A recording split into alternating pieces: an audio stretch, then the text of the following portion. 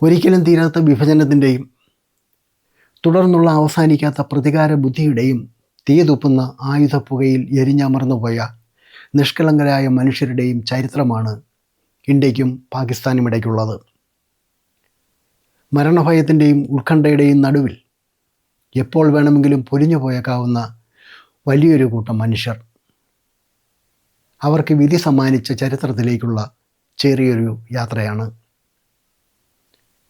നമസ്കാരം. ലോകായനത്തിൻ്റെ മറ്റൊരു വീഡിയോയിലേക്ക് എല്ലാവർക്കും സ്വാഗതം.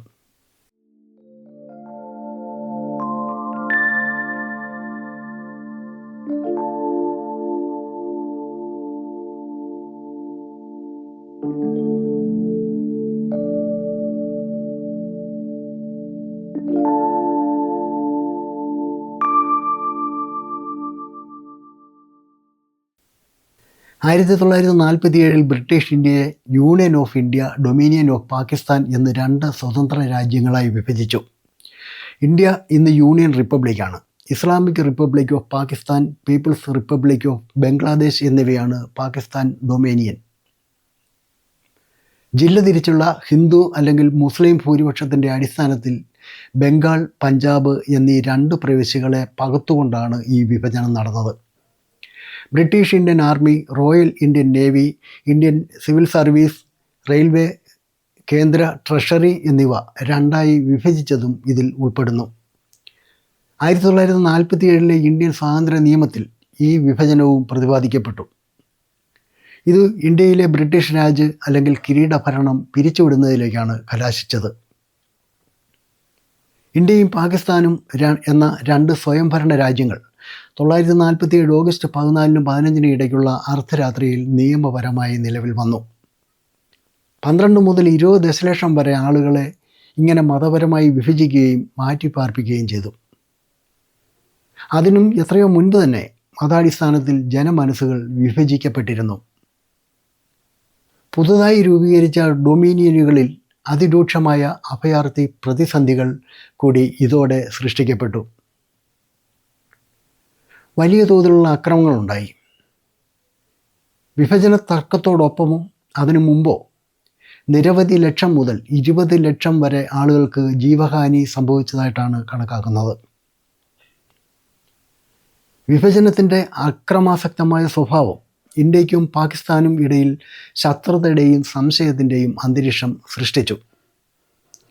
അത് ഇന്നും മാറ്റമില്ലാതെ തുടരുകയാണ്.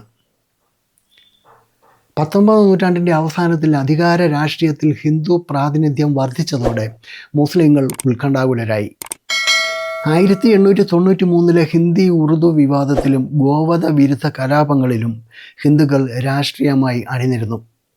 1905 തിലകനും ലജ്പത് റായിയും കോൺഗ്രസിൽ നേതൃസ്ഥാനങ്ങളിലേക്ക് ഉയരാൻ ശ്രമിച്ചപ്പോൾ മുസ്ലിം ഭയം വീണ്ടും വർദ്ധിച്ചു. കോൺഗ്രസ് തന്നെ കാളിയുടെ പ്രതീകാത്മകതയ്ക്ക് ചുറ്റും അണിനിരന്നു. ഉദാഹരണത്തിന്, ഹിന്ദുക്കൾ മുസ്ലിം പീഡകരോട് പോരാടിയ കഥ പറയുന്ന ആനന്ദമഠം എന്ന നോവലിലാണ് വന്ദേ മാതരം എന്ന മുദ്രാവാക്യം ആദ്യമായി പ്രത്യക്ഷപ്പെട്ടത് എന്നത് മുസ്ലിങ്ങളെ കൂടുതൽ ഭീതിയിലാഴ്ത്തി.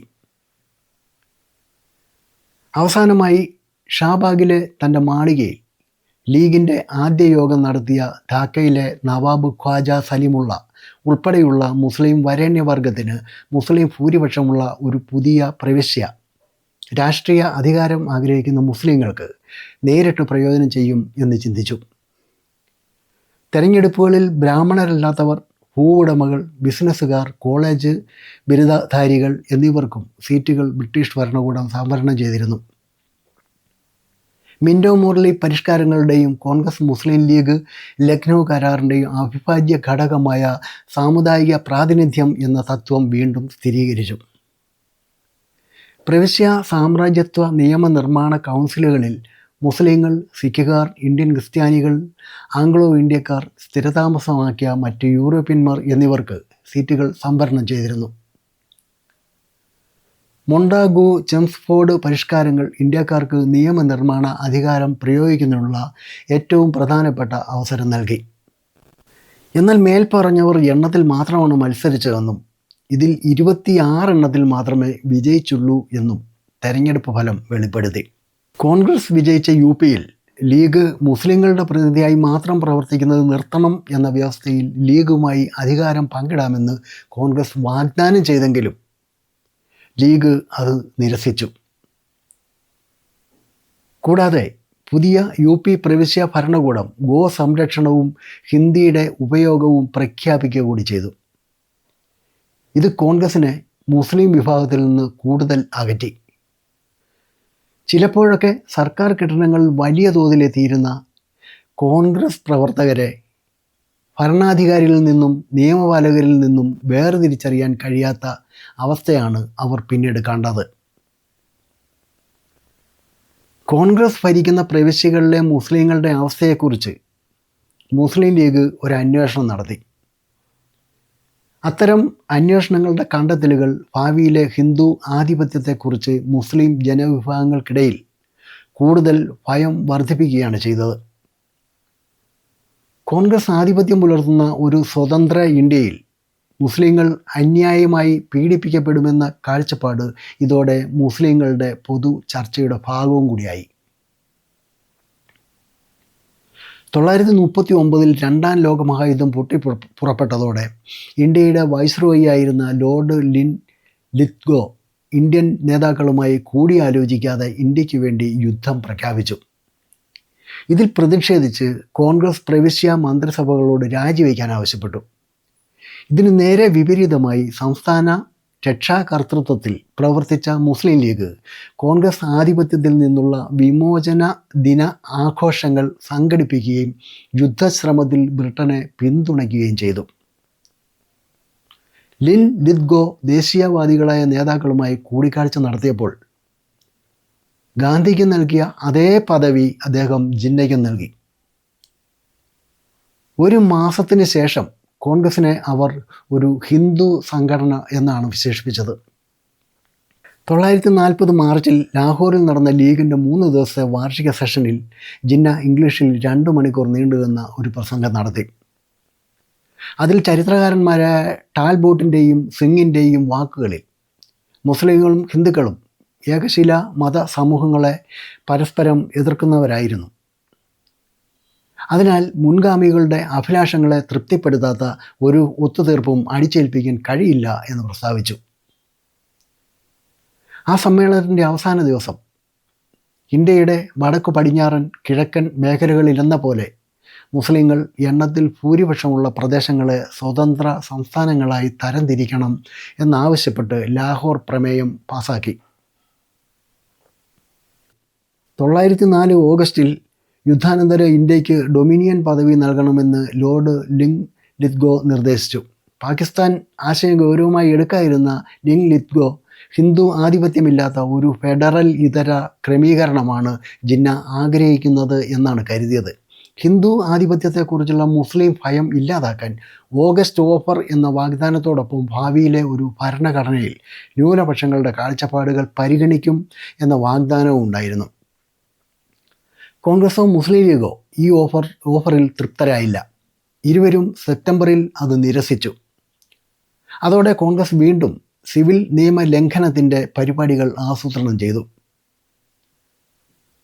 അമേരിക്കക്കാർ ഇന്ത്യക്ക് സ്വാതന്ത്ര്യം നൽകിയതിനെ പിന്തുണച്ചപ്പോൾ അന്നത്തെ ബ്രിട്ടൻ്റെ പ്രധാനമന്ത്രിയായിരുന്ന വിൻസ്റ്റൺ ചർച്ചിൽ യുദ്ധശ്രമത്തിനുള്ള കോൺഗ്രസിൻ്റെ പിന്തുണയ്ക്ക് പകരമായി യുദ്ധാവസാനം ഇന്ത്യക്ക് ഡൊമിനിയൻ പദവി വാഗ്ദാനം ചെയ്തുകൊണ്ട് ഹൗസ് ഓഫ് കോമൺസിൻ്റെ നേതാവായ സർ സ്റ്റാഫോർഡ് ക്രിപ്സിനെ അയച്ചു.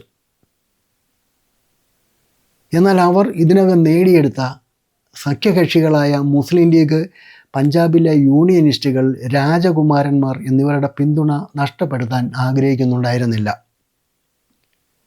ബ്രിട്ടീഷ് ഇന്ത്യൻ സാമ്രാജ്യത്വത്തിൻ്റെ ഒരു ഭാഗവും യുദ്ധാനന്തര ഡൊമിനിയത്തിൽ ചേരാൻ നിർബന്ധിതരാകില്ലെന്ന് ഉറപ്പു നൽകുന്ന ഒരു വ്യവസ്ഥ ക്രിപ്സിൻ്റെ വാഗ്ദാനത്തിൽ ഉൾപ്പെടുത്തിയിരുന്നു. പാകിസ്ഥാൻ്റെ തത്വം പാലിക്കുന്നതിൽ ഈ വ്യവസ്ഥ അപര്യാപ്തമാണെന്ന് കണ്ട് ലീഗ് ഈ വാഗ്ദാനം നിരസിച്ചു. എല്ലാ മതങ്ങളിലുമുള്ള എല്ലാ ഇന്ത്യക്കാരുടെയും പ്രതിനിധിയായി സ്വയം കണ്ടിരുന്ന കോൺഗ്രസും ആ വ്യവസ്ഥയിലെ നിർദ്ദേശങ്ങൾ സ്വീകരിച്ചില്ല. 1920 ഇന്ത്യൻ ദേശീയതയുടെ പ്രമുഖനായി ഗാന്ധിജിയുടെ വരവിന് ശേഷം കോൺഗ്രസ് ദശലക്ഷക്കണക്കിന് ആളുകളുടെ ഒരു ബഹുജന ദേശീയ പ്രസ്ഥാനമായി രൂപാന്തരപ്പെട്ടു. 1946 തുടക്കത്തിൽ ഇന്ത്യയിൽ പുതിയ തെരഞ്ഞെടുപ്പുകൾ നടന്നു. ഇതിനകം രാജ്യദ്രോഹ കുറ്റം ചുമത്തപ്പെട്ട സുഭാഷ് ചന്ദ്രബോസിൻ്റെ പരാജയപ്പെട്ട ഇന്ത്യൻ നാഷണൽ ആർമിയിലെ 3 മുതിർന്ന ഉദ്യോഗസ്ഥരായ ഷാ നവാസ് ഖാൻ, പ്രേം സഹ്ഗൽ, ഗുരുബഖ് സിംഗ് ധില്ലൻ എന്നിവരുടെ കുപ്രസിദ്ധമായ വിചാരണ ആരംഭിച്ചു. എന്നാൽ കോൺഗ്രസ് നേതൃത്വം INA ഒരിക്കലും പിന്തുണച്ചിരുന്നില്ലെങ്കിലും കുറ്റാരോപിതരായ ഉദ്യോഗസ്ഥരെ സംരക്ഷിക്കാൻ തീരുമാനിക്കുകയും INA അംഗങ്ങളെ വിജയകരമായി രക്ഷിക്കുകയും ചെയ്തു. ബ്രിട്ടീഷ് ഭരണത്തിൽ മിക്ക ഹിന്ദുക്കൾക്കും നിയമസാധുത നഷ്ടപ്പെട്ടിരുന്നു. 1946 തെരഞ്ഞെടുപ്പിൽ കോൺഗ്രസ് മുസ്ലിം ഇതര മണ്ഡലങ്ങളിൽ 91% വോട്ട് നേടി. പ്രവിശ്യ അസംബ്ലികളിലേക്കുള്ള ഏറ്റവും കൂടുതൽ സംവരണ മുസ്ലിം സീറ്റുകളും മുസ്ലിം ലീഗ് നേടി. കൂടാതെ സെൻട്രൽ അസംബ്ലിയിലെ എല്ലാ മുസ്ലിം സീറ്റുകളിലും അവർ തന്നെ വിജയിച്ചു. തുടർന്നുണ്ടായ ബീഹാറിലെ വർഗീയ കലാപത്തിൽ ഹിന്ദുക്കൾ മുസ്ലിങ്ങളെ ആക്രമിച്ചു. ബംഗാളിലെ നോഖാലിയിൽ മുസ്ലിങ്ങൾ ഹിന്ദുക്കളെ ആക്രമിച്ചു. യുണൈറ്റഡ് പ്രവിശ്യകളിലെ ഗർമുക്തേശ്വറിലെ ഹിന്ദുക്കൾ മുസ്ലിങ്ങളെ തിരിച്ചും ആക്രമിച്ചു. 1947 മാർച്ചിൽ റാവൽപിണ്ടിയിലേക്കും അക്രമം വ്യാപിച്ചു. അവിടെ ഹിന്ദുക്കളെയും സിഖുകാരെയും മുസ്ലിങ്ങൾ ആക്രമിക്കുകയും പുറത്താക്കുകയും ചെയ്തു. ലണ്ടനിൽ വെച്ച് ഇന്ത്യ ലീഗിൻ്റെ president VK Krishna Menon, sir Stafford Cripps, Clement Attlee എന്നിവരുമായി രഹസ്യമായി ഒരു കൂടിക്കാഴ്ച നടത്തി. ലൂയിസ് മൗണ്ട് ബാറ്റനെ അനുയോജ്യനായ വൈസ് റീഗൽ സ്ഥാനാർത്ഥിയായി നാമനിർദ്ദേശം ചെയ്തു. തുടർന്ന് പ്രധാനമന്ത്രി ആറ്റ്ലി 1948 ജൂൺ 30 ബ്രിട്ടീഷ് ഇന്ത്യയുടെ സ്വാതന്ത്ര്യം നിരീക്ഷിക്കാനുള്ള ചുമതല ലോർഡ് ലൂയിസ് മൗണ്ട് ബാറ്റനെ ഇന്ത്യയുടെ അവസാന വൈസ്രോയിയായി നിയമിച്ചു. വിഭജനം ഒഴിവാക്കാനും ഏകീകൃത ഇന്ത്യയെ സംരക്ഷിക്കാനും എന്നാൽ കുറഞ്ഞ തിരിച്ചടികളോടെ ബ്രിട്ടീഷ് പിന്മാറ്റം ഉറപ്പാക്കാനുമുള്ള അധികാരവും കൊടുത്തു. ഇന്ത്യക്കായി ഒരു ഫെഡറൽ ക്രമീകരണത്തിനായി ക്യാബിനറ്റ് മിഷൻ പദ്ധതി പുനരുജ്ജീവിപ്പിക്കാമെന്ന് മൗണ്ട് ബാറ്റൻ പ്രതീക്ഷിച്ചു. എന്നാൽ കേന്ദ്രം സംരക്ഷിക്കാനുള്ള അദ്ദേഹത്തിന് താല്പര്യം ഉണ്ടായിരുന്നിട്ടും പിരിമുറുക്കമുള്ള വർഗീയ ചുറ്റുപാടുകൾ അധികാര കൈമാറ്റത്തിന് വിഭജനം ആവശ്യമാണെന്നുള്ള തീരുമാനത്തിലേക്ക് മൗണ്ട് ബാറ്റൻ എത്തി.